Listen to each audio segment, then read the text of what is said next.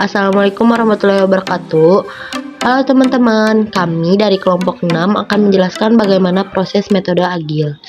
Sebelum kita masuk ke materi, izin untuk memperkenalkan diri. Perkenalkan, nama saya Saniati dan teman saya Salma Siti Fatimah. Materi pertama akan disampaikan oleh Salma. Perkenalkan lagi, nama saya Salma Siti Fatimah. Di sini saya akan menjelaskan beberapa materi dasar tentang Agile. Agile dikenal pada 2001 yang bertujuan untuk menggantikan cara pengembangan waterfall yang masih tradisional alias kurang relevan. Agile itu sendiri adalah sekelompok cara untuk mengembangkan sebuah perangkat lunak atau software secara iterasi atau berulang dan bertahap sesuai kebutuhan konsumen. Nah, iterasi pada Agile itu berbeda-beda tergantung proyek yang dikerjakan dan metode yang digunakan. Tapi umumnya memiliki durasi 1-4 minggu, dan iterasi tersebut Agile berfokuskan pada pengembangan software yang cepat sesuai perubahan kebutuhan konsumen. Kita sedang mengembangkan aplikasi peta, lalu tiba-tiba terjadi pandemi yang memunculkan kebutuhan baru di masyarakat tentang update informasi sebaran virus. Nah, dengan metode Agile ini, kita bisa beradaptasi dengan menambahkan fitur peta sebaran pandemi di iterasi selanjutnya. Contoh tersebut bisa disimpulkan bahwa kita bisa mengambil keputusan perubahan konsumen. Dari contoh tersebut bisa kita simpulkan bahwa kita bisa langsung mengambil keputusan perubahan software sesuai dengan kondisi pasar sebelum software benar-benar selesai. Agile mempunyai manfaat untuk merespon perubahan kebutuhan konsumen lebih cepat dan fokus proyek saat diperlukan, alias lebih fleksibel. Satu adalah high value and working up system, yang berartikan software diciptakan berfungsi dengan baik dan nilai jualnya tinggi, biaya pembuatannya pun rendah. Yang kedua, iteratif incremental evolutionary. Pengembangan software terbuka dengan perubahan di mana tim mampu bekerja dengan singkat dalam menambahkan fitur sesuai kebutuhan konsumen. Yang ketiga, cost control and value driven development. Artinya, software dikembangkan dengan sesuai kebutuhan pengguna dengan waktu dan biaya pengembangan yang dikontrol. Yang keempat, high quality production. Kualitas software bisa terjaga dan melakukan tes penyeluruhan di setiap iterasinya. Yang keempat adalah flexible and risk management, yang artinya proses pengembangan software disiapkan untuk menghadapi perubahan berbekal kemampuan adaptasi yang baik. Jadi, dapat meminimalisir kegagalan. Yang kelima, collaboration.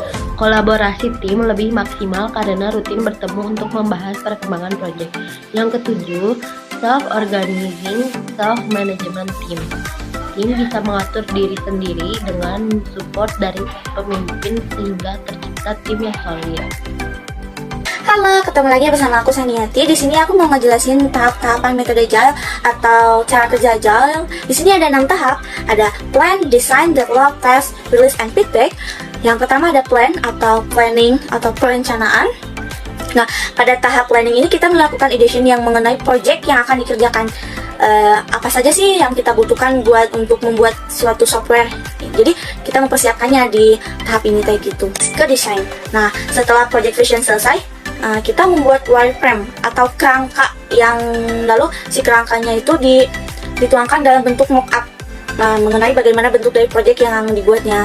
Nah, hal ini tuh perlu banget supaya kita ada gambaran dan semua tim pengembang, semua orang itu memiliki pandangan yang sama dalam membuat proyek ini gitu. Oke, selanjutnya yaitu tahap develop. Di tahap ini kita melakukan pengerjaan proyek tersebut. Nah, untuk memudahkan, kita membuat semua perencanaan ke dalam bentuk Scrum board sebagai penanda juga mengenai progres dari pengerjaan proyek tersebut. Selanjutnya tahap tes. Untuk tahap testing sendiri, karena metodologi yang dipakainya itu test driven development, maka fase tes ini masuk ke tahap develop, di mana sebelum membuat implementasi kita membuat tesnya terlebih dahulu, sehingga apa yang kita buat berdasarkan pada tes yang kita buat. Jadi kita membuat tesnya dahulu, terus kita membuat codingnya gitu. Terakhir itu tahap release and feedback.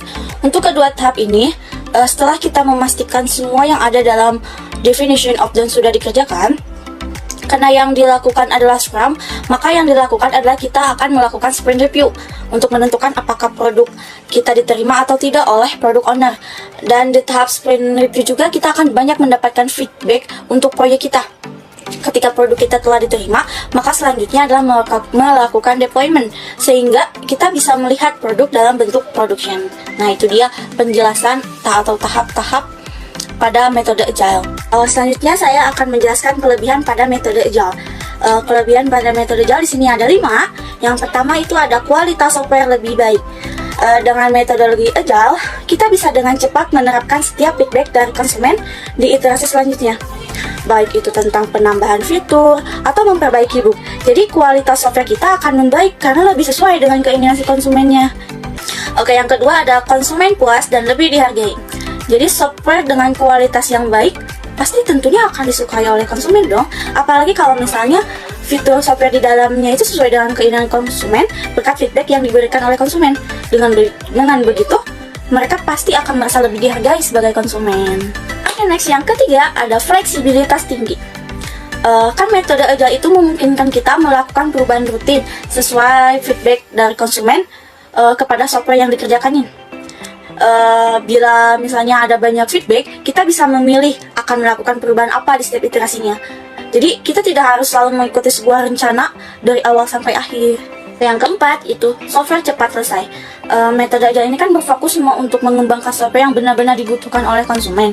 Jadi software akan cepat selesai karena kita tidak perlu menghabiskan waktu lebih banyak gitu untuk menambahkan fitur yang belum tentu dibutuhkan oleh si konsumen.